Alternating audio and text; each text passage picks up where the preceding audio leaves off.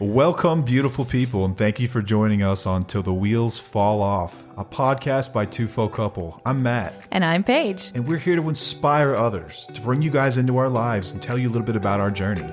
Over 20 years together, we've learned a few things. We're going to work toward being the best version of yourself possible. We're going to dig into building a positive mindset, discuss mental health, addiction recovery, improving fitness, building businesses, and insight into what it takes to navigate life today.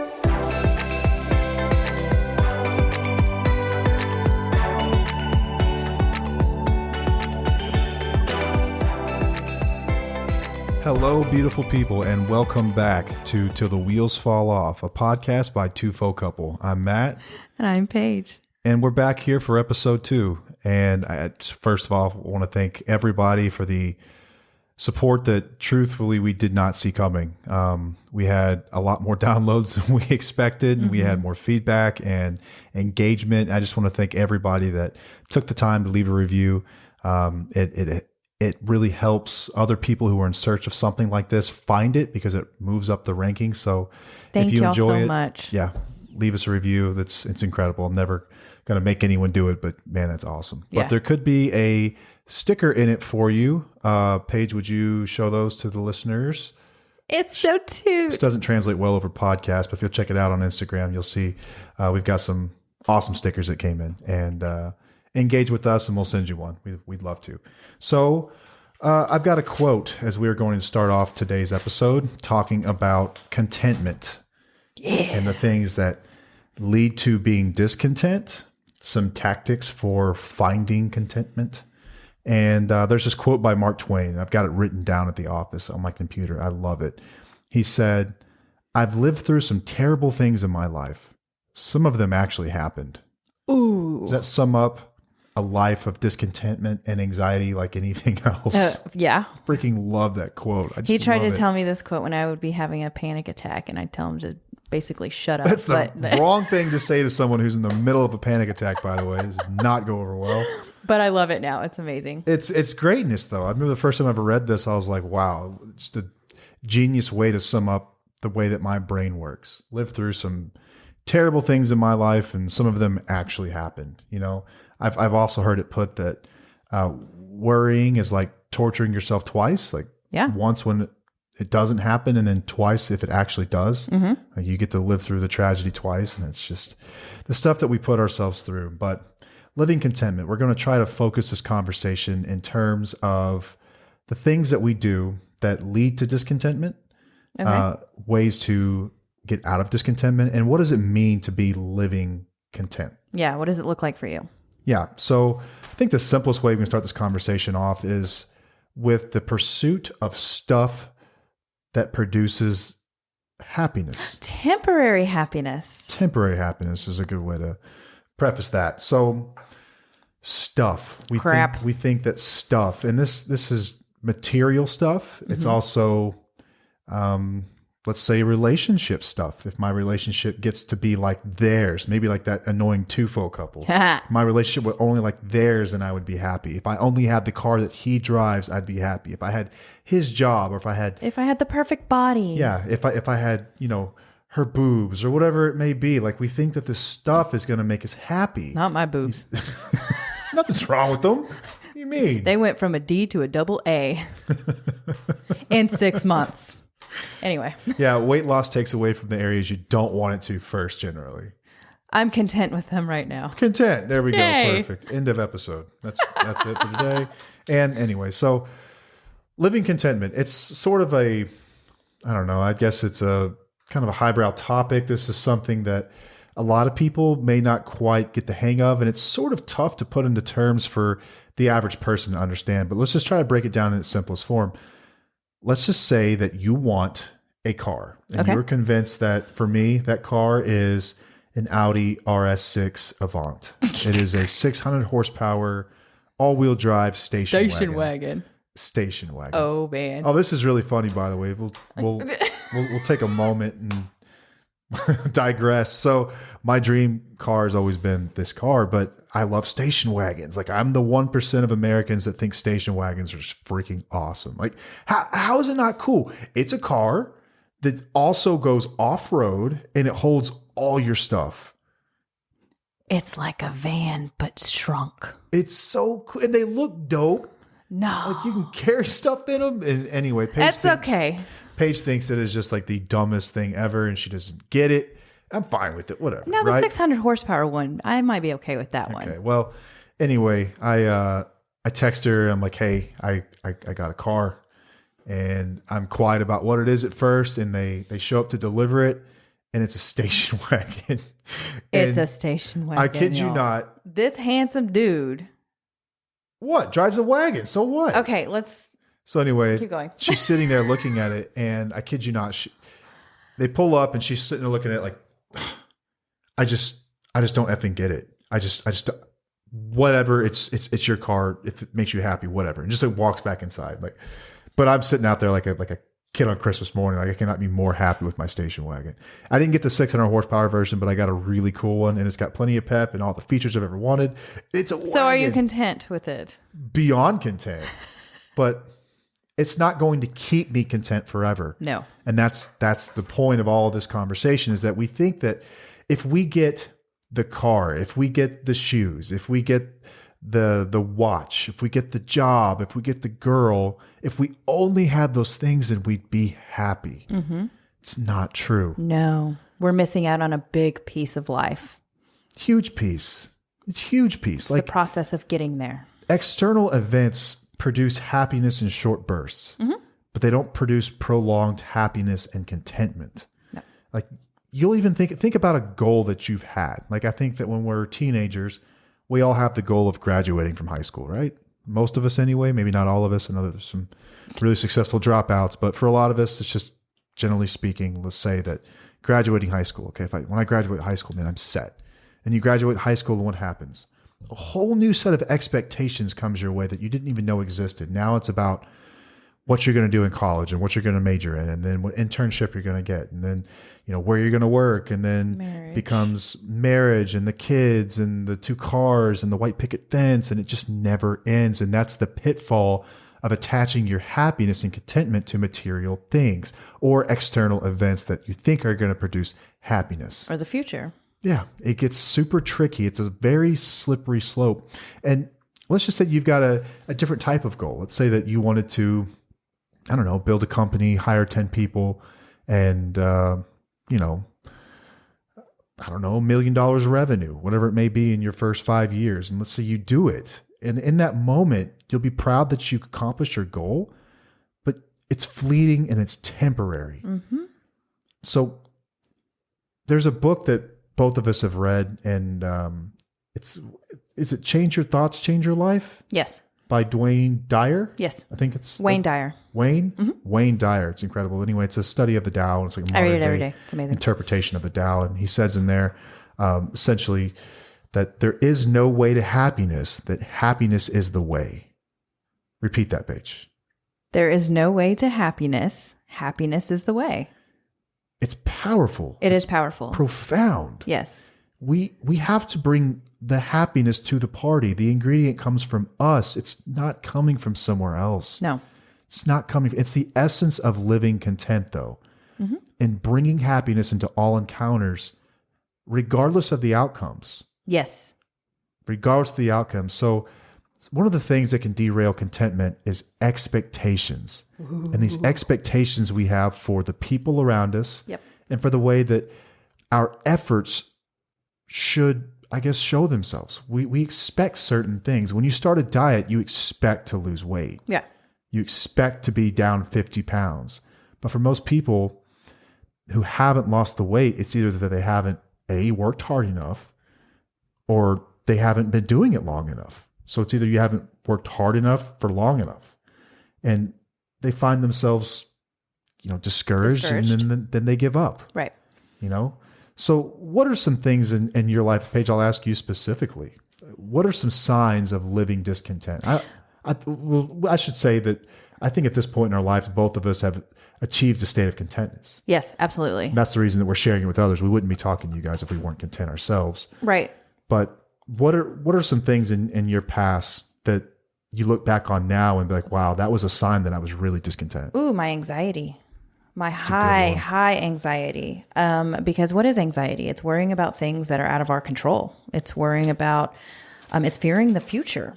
And all we have is today. So I would constantly be discontent by worrying about things that I could not control. What was the source, do you think, of most of your anxiety? Is it that simple? Is that it? It was just a fear of the future? I would think so. I mean, I don't know. I'm not sure. I mean, where's it coming from when you think about, I don't know, think about a panic attack you may have had? Was it external stuff? Like is the company going to explode and then we're not going to have a roof over our heads? Or is it? See, I was never discontent in that aspect. I always knew that we would be okay no matter what happened with us, if it was financial or if the house burned down or anything like that. Like that never made me worried, which is kind of odd for somebody with anxiety. I've always really admired that about you too, because like Paige is not a Beverly Hills trophy wife type. Like she doesn't care about stuff. Like I really don't. She does not care. Like all the cool stuff she has is because he gets it for I me. shipped it to her without her knowing. She's like, what's in this box? I'm appreciative, but I can live very simple. Yeah, you really couldn't care less about what's on your feet or the clothes you're wearing or the brands or what you drive. Or right. I feel like I could live either way. She used to drive a minivan. I did. That's a fact. I loved my minivan. I did. It was great for the kids. Kind of like a wagon. No. Just saying. Your wagon doesn't have electric doors where you push a button and it just goes. But it has an electric hatch. Kids don't go through the hatch. They can, and they love it. Okay, off topic. Anyway, so with my anxiety, I honestly never really remembered what triggered it or what I was looking or what. Okay, I was kind of a hypochondriac. I would put it that way.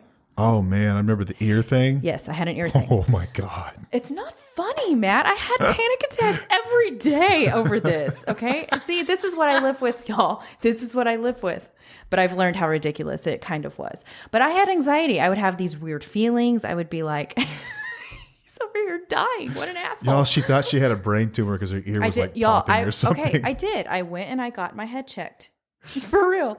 Legitimate. I legit had my head checked, not by a therapist. I went and had a scan done to make sure there was nothing going on with my head. What was funny is that, no, you went to your own appointments and tried to convince these people you were dying. I did. And then I was like, that was the disease, though. I showed up at the appointment. I said, I need you to run every test that medicine offers here. He did. Because she's not telling you something. He did.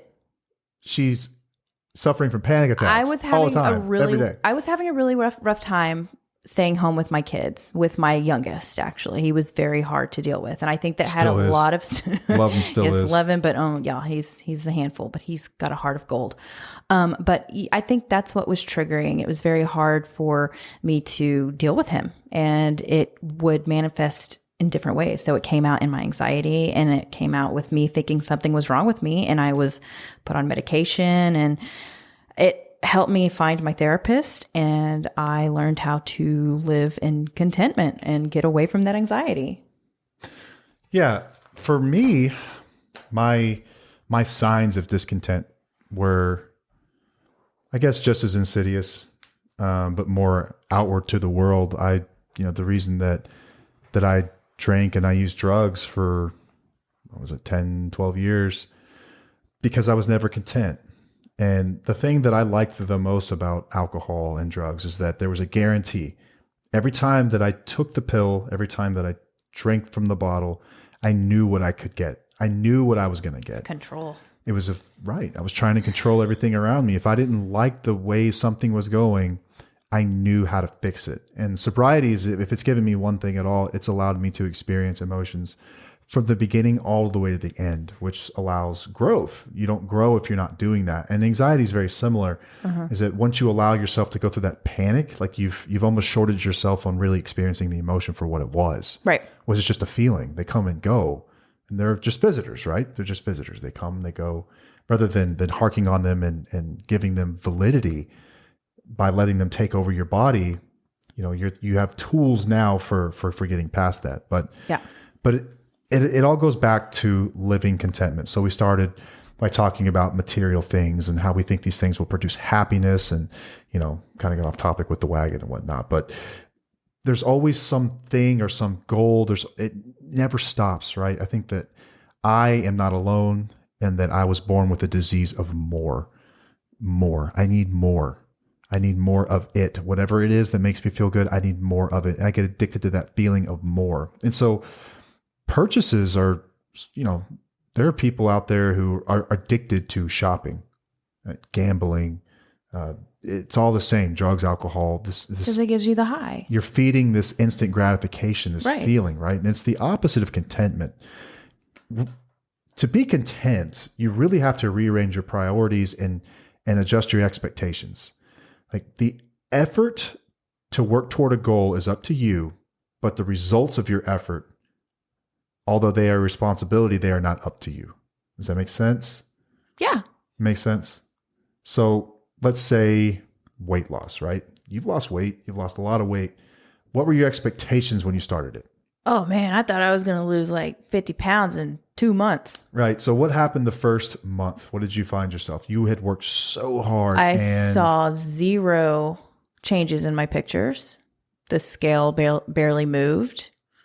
And I was a little bit discouraged. It's easy to get discouraged, but do you remember the conversations that we had about all the positive changes that were taking place that weren't visible on the scale? Oh, yeah. In your mind, in your self-esteem, in living your purpose and doing something good for your body. There's a fulfillment that comes with doing things that are good for you or good for others that feed your contentment gauge, right? Like you have a tank and you fill it up a little bit each time you work towards something like that. And purchases and these external things we think are going to produce happiness just do the opposite. They take from it. They drain it. So we both work in various ways, kind of in our own ways, honestly, of ensuring that we stay content. Yes. So for me, working with other people and living my purpose is what keeps me content. So I kind of have the type of personality that I don't really care anyway what other people think. I love that about you. She says she does, but she will also bring it up in a fight and quickly throw that back in my face. So yeah, well, I'm not sure I think we all do that sometimes. But it's true. So I don't care about people's opinions of me unless we'll see. Okay, let me back up. So if you tell me you think that I'm a jerk, I would take that for a moment. I would process it. I would consider why you said it.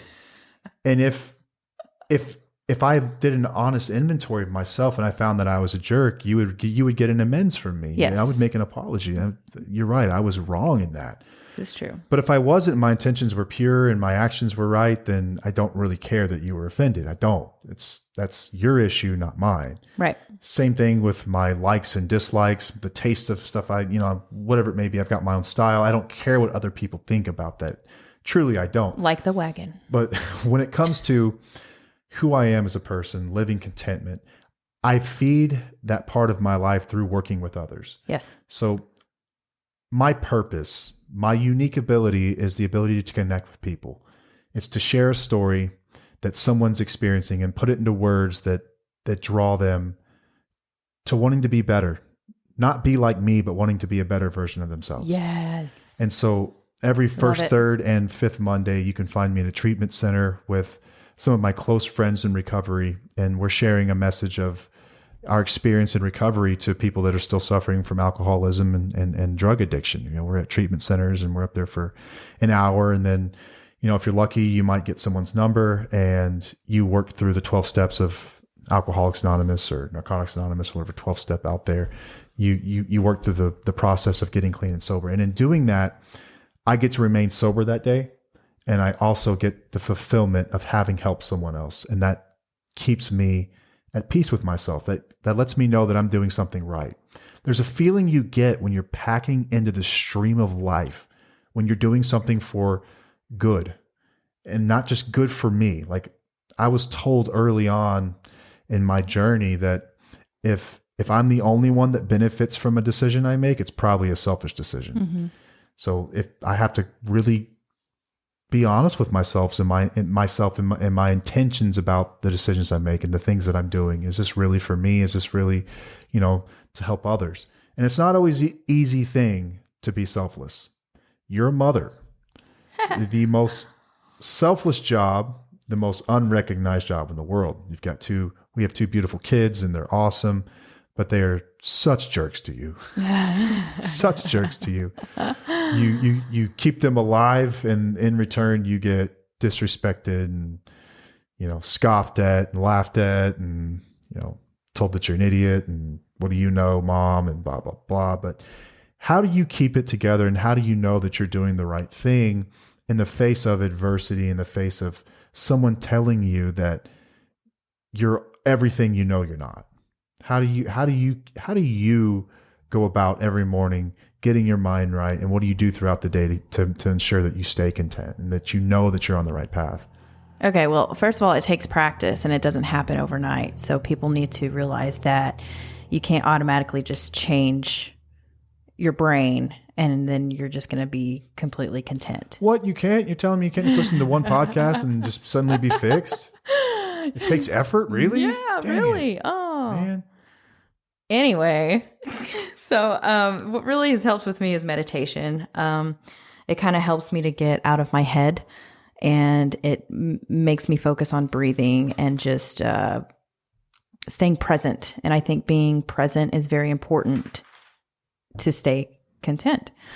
I also like to acknowledge reality, which means that I accept whatever's going on in the moment, to make changes where it's needed, but really look at the reality of a situation, not what other people are telling me or what social media is telling me.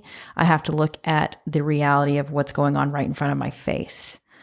We kind of get, soaked into the social media aspect of how people are acting, and we're like, oh, we need to be doing that too. I don't do that. I try to pause, take a step back, and look at what's going on in front of my face in my personal life.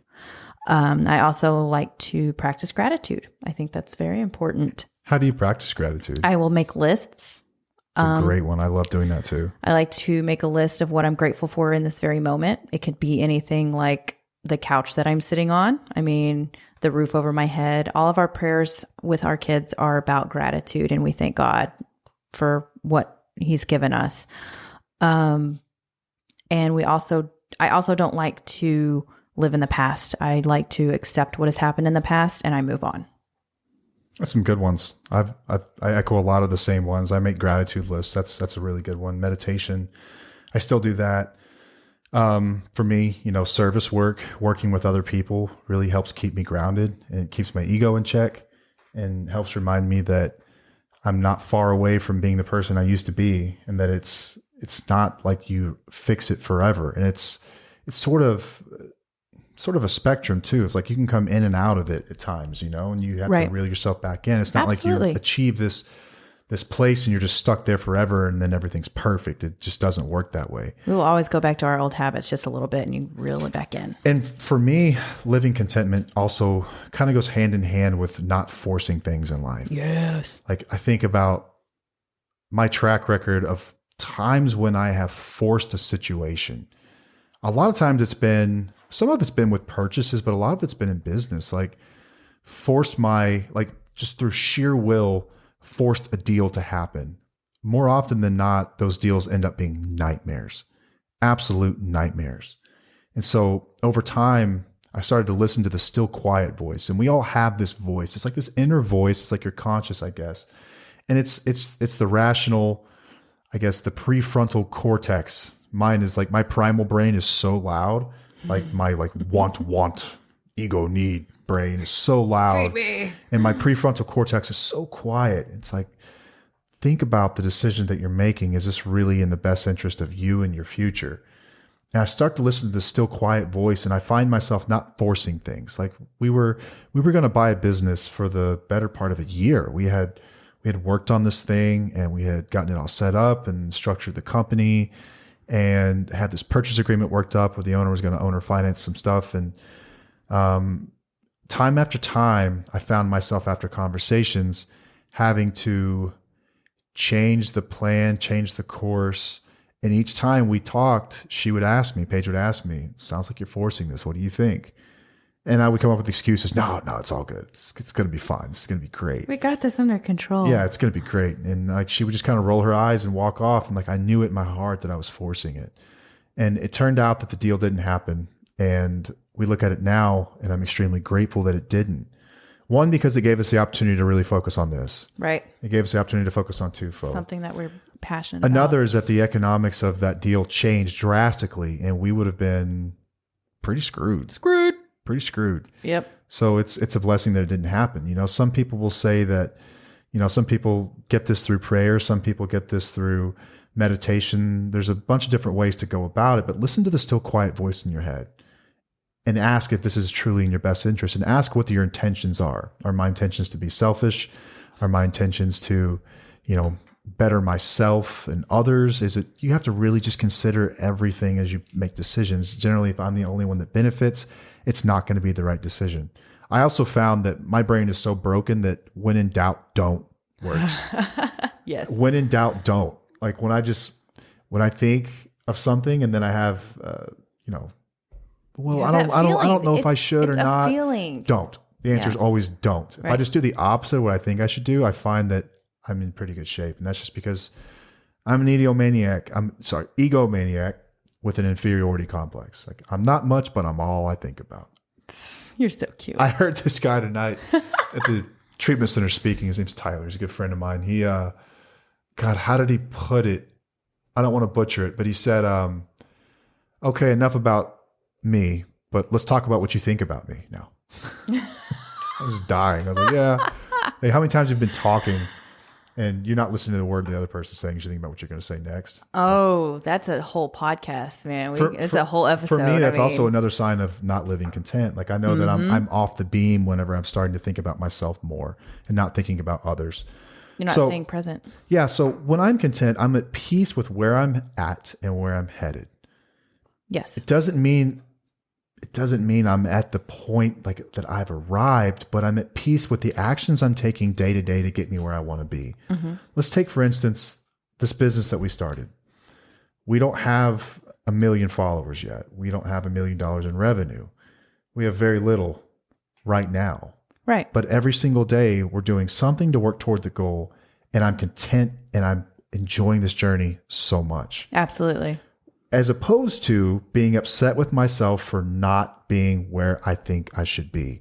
Uh-huh. Well, here's the fact. Whether you're trying to lose weight, whether you're trying to become a millionaire or, be some hotshot influencer, if you haven't done the work, you don't deserve it yet. You cannot be upset with results that you didn't get for work that you didn't do. Yep. And that is a sad fact. Come to Jesus moment here on Twofold Couple podcast, but it's true. I can beat myself up all day about where I think I should be, but what I should be beating myself up about is, why didn't I do this work? Yeah. Why didn't I put forth the effort? Right. The result isn't even up to me. Nope.